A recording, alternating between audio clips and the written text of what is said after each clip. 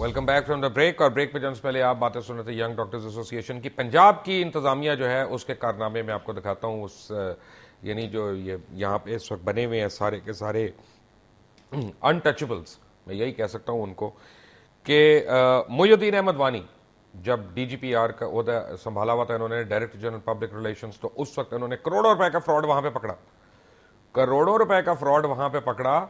और इन्होंने फौरन एंटी करप्शन को उसके मुतला किया कि नहीं ये 22 नहीं 30 नहीं 32 पता नहीं कितने करोड़ है और ये यहाँ पे घपले हो रहे हैं, लोग इतने पैसे खा रहे हैं।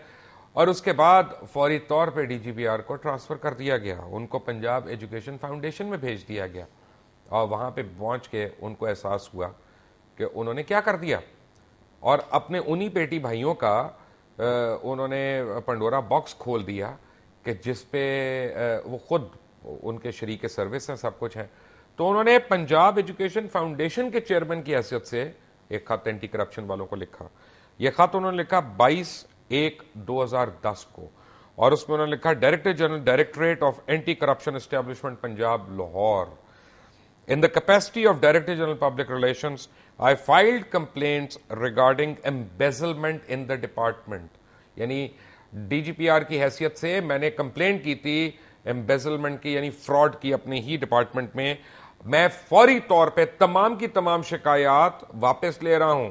आई hereby withdraw all the complaints and consider it not in public interest. और समझता हूं ये अवाम की बेहतरी में नहीं है कि यह करप्शन मंजरे आम पे आए, और यानी टू प्रोसिक्यूट दीज केसेस। और ये उन्होंने कहा, जिसके ऊपर डीजी एंटी करप्शन ने बड़ा सही नोट लिखा, उसका हैंड रिटन नोट है जो एक खत पे आपकी स्क्रीन पे चल रहा है, आप उस पे देख रहे हैं। डीजी एंटी करप्शन का हैंड नोट था कि seen the S has made already taken cognizance of the matter with prior permission of the CS यानी chief secretary. The inquiry has been made over to SIU। Mister Wani is therefore not competent enough to decide fate of the complaint as it was not his private affair। यानी कोई घर की बात नहीं है वानी साहब, यह सरकार का पैसा है, आपके कोई रिश्तेदारों का नहीं है जिसके ऊपर आपने कहा सारी कंप्लेंट्स वापस ले लो, जाने दो, खुद बहुत हो गया, करोड़ों हो गया, कोई नहीं। और उसके बाद उन्होंने कहा, he furnished an information falling within the exclusive domain of ACE। Now worth of the allegation set up in the complaint would be determined by ACE, the request by Mr. Wani being offensive to law is declined। लेकिन क्या हुआ, उस आदमी को किस तरह से नवाजा गया, उसको सेक्रेटरी इंफॉर्मेशन लगा दिया गया। यानी इस मुल्क में जो खाता है या खाने वालों की पर्दापोशियां करता है, उसके लिए बड़े बड़े ओहदे हैं, उसके लिए सब कुछ है। ये पंजाब एजुकेशन फाउंडेशन का वो लेटर, ये personally hand written note DG anti corruption Punjab का। ये तो एक पता नहीं अजीब सी बात थी। डॉक्टर उस्मान, आपके साथ क्या वादे करके मुकरे? सर पिछले 60 दिनों में तो मेरी हसरत रही है कि एक सच बोल देते हमारे साथ। अगर आप मुझे कहें कि उन्होंने सच क्या बोला, तो मैं कहूँ उन्होंने एक भी सच नहीं बोला। हर लम्हे हर स्टेज पे वादा किया गया, हमें तसल्लियाँ देते रहे कि जी हो जाएगा हो जाएगा।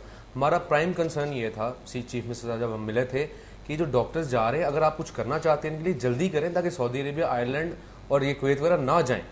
अब वो भी नहीं कर रहे, अब आगे से क्या नहीं 1 जुलाई को करेंगे। नहीं, लेकिन क्या ये सही है कि परवेज रशीद ने डॉक्टरों को बुला कहा था मैं 5-5 हज़ार रुपए में और जूती के नोक पे रखता हूं तुम लोगों को? ये उन्होंने मीडिया पे कहा था, ये बुला के नहीं कहा था, ये ऑन रिकॉर्ड उन्होंने टॉकशो में उन्होंने बयान दिया था कि पाकिस्तान इकोनॉमी फ्री स्टेट है, मुझे अवेलेबल है, तो व्हाई नॉट। मैं क्यों? आप में से कोई साइकाइट्रिस्ट है जो बता सकता है कि परवेज रशीद के माइंड में से उस वक्त क्या गुजर रहा था जब उन्होंने ये स्टेटमेंट दी है? सर मुझे तो लगता है आपकी वाली बात, शायद वो डॉक्टर बन नहीं पाए तो उन्होंने कहा कि ये अच्छा तरीका बदला लेने का। इंफीरियरिटी कॉम्प्लेक्स है यानी कोई? नहीं सर, इसमें मैं इसको ऐसे नहीं समझता। मैं अभी आपके चैनल पे आ रहा था, मैंने रास्ते में एक पोस्टर देखा फिल्म का, उसका टाइटल था ज़मीन के खुदा। ये अपने आप को इस ज़मीन का खुदा समझते हैं, ये इन्फीरियर नहीं समझते अपने आप को। जो भी इनके कम्प्लेक्सेस हैं उसको कवर करते हैं और ये अपने आप को वाकई ज़मीन का खुदा समझते हैं। इन्होंने अगर ये कहते हैं कमोडिटीज हैं कम पैसों में अवेलेबल हैं, हम तो अच्छा, इसका मतलब है कि आपके साथ सियासत हो रही है, आपको बंद कमरे में कहते हैं कि यार हम जो है नहीं करना, जो कर सकते हो कर लो, हड़ताल कर सकते हो कर लो, हम देख लेंगे, और मीडिया पे आके बयान दे दिया कि जनाब हम बजट में कर रहे हैं।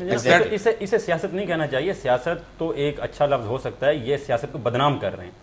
ये सियासत को बदनाम कर रहे हैं, ये सियासत सिर्फ झूठ को समझते हैं। यही जब इनके साथ दूसरी हुकूमतें, दूसरी पार्टियां करती हैं तो वहाँ पर इल्ज़ाम लगाते हैं, कहते हैं वादा करके मुकर गए, और जब ये हमारे साथ कर रहे हैं तो हम इनको क्या ये सही है कि जुल्फकार खोसा की हुई बातों को पंजाब गवर्नमेंट ने ऑनर नहीं किया, जो आपसे उन्होंने कमिटमेंट्स की थी, लेकिन उसके बावजूद वो कमेटी में बैठ गए? बिल्कुल सही है कि जुल्फकार खोसा साहब ने जो बात की थी, हमने तो सुना था कि खोसा साहब की बड़ी वर्थ भी है और उनकी कोई बात टाली नहीं जाती, वो बलोच हैं और बलोच अपनी ज़बान से भी नहीं फिरता, सब कुछ हमने सुना तो था। हमने किसी बात पे हम लोग थे कि शायद सरदार साहब करेंगे, अभी भी जब उनको कमेटी में डाला गया हम यही उम्मीदें थी कि शायद उनकी बात पूरी हो जाए।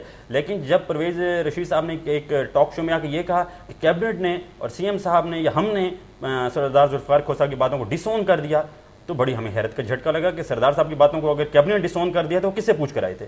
अगर वो CM साहब से मशवरा कर रहे थे बार बार और उसके बावजूद कैबिनेट उसे डिसोन कर दिया, तो कैबिनेट ने क्या CM की बात को भी ऑन नहीं करती?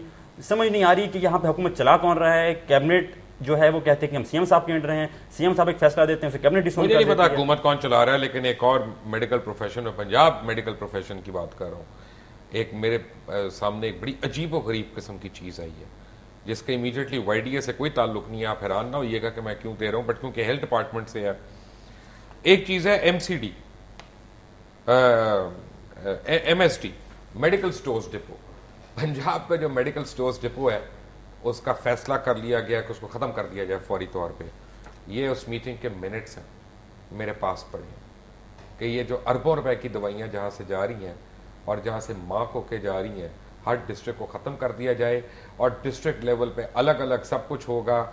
उसका मतलब है कि मैं, आप, हम सप्लायर जितने, हम सब की चांदी हो गई और डिस्ट्रिक्ट लेवल पे लोगों को दवाई तो मिलनी नहीं है, और आप और हम जो है। और उसके बाद उन्होंने क्या किया कि मिनट्स में उन्होंने कहा फौरी तौर पे इसके जो एसेट्स हैं, जैसे लाहौर शहर के वस्त में 94 कनाल ज़मीन है इसकी, जिसके ऊपर 4 साल पहले MSD बनना था, वो तो बना नहीं, लेकिन कहा इसको फ़ौरन बेच दो। तो अब आने वाले दिनों में देखना ये है ये किस खुशनसीब को बिल्कुल कौड़ियों के दामों पे मिलती है। उस खुशनसीब लेने से पहले याद रखना हमारी नज़र है इस पर। Will come back after a break, take a break.